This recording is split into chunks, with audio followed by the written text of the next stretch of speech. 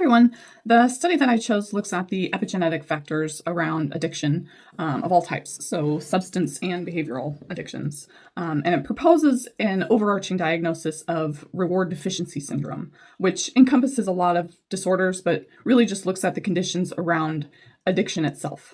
This study looks at genetic links to biological factors that basically lead to dopamine deficiency or a tolerance development to where we have a reward system that's less responsive to natural reinforcers. Now, the reason that this contributed significantly to my understanding of the addiction experience is because of a lot of the information I had going into it. In one of my prior courses, I learned about how only a very small percentage of people who try substances actually get addicted. Now, that's a very illuminating idea because it makes you wonder what the difference is between that percentage of people.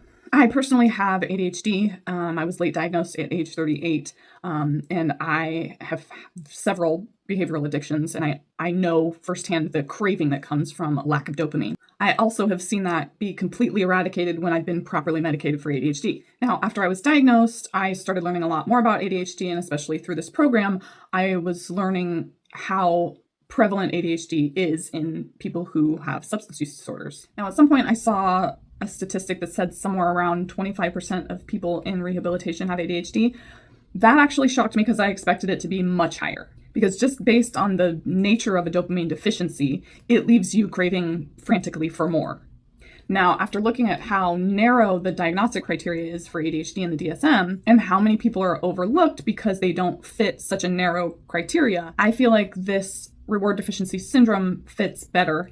And especially knowing that I have friends who are sensation seekers. I know a lot of sensation seekers who don't fit the ADHD criteria because it doesn't necessarily affect their attention or ability to focus. They're just chronically understimulated and unsatisfied with their environment, so they're constantly seeking out adventure and stimuli. The other information to keep in mind is the rate of relapses. So we all know that relapse is really high, and if current treatment methods were effective, that wouldn't be the case.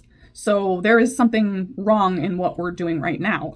I would say that the underlying problem is that we primarily treat addiction through psychotherapy. Medication is only used in severe circumstances, to get people off of the substances or for severe addictions. And most often these medications are really just used to mitigate severe withdrawal symptoms. Now, if we look at biological factors outside of ADHD and genetic predispositions, it looks like this study has found that heritability of addiction is 50 to 70%. Now, of course, this is epigenetics, so there are environmental factors involved. But if we look at conditions like diabetes, heart disease, it's the same thing. Yet we still treat that primarily as a medical condition. We treat it biologically first. The primary treatment for diabetes is insulin. The primary treatment for heart disease is surgery, beta blockers. We don't revolve their treatment around psychotherapy and imply that it's a willpower problem.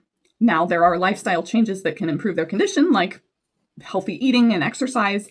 And yes, you should send them to a nutritionist. We should look at their lifestyle, but that's not the primary basis of treatment. I've seen that several of my classmates have chosen studies around stigma and how harmful stigma can be, especially self-stigma. If we're unaware of biological factors contributing to our addiction, we're going to start pinpointing character flaws and willpower and all environmental factors that may not even actually play a role. If we can show the client just how substantial these biological factors are in their addiction, it can remove a lot of the guilt and low self-esteem and self-stigma that's contributing to their relapse. This becomes a great facilitator for self-forgiveness, self-acceptance. These are very empowering things that can lead to success in recovery.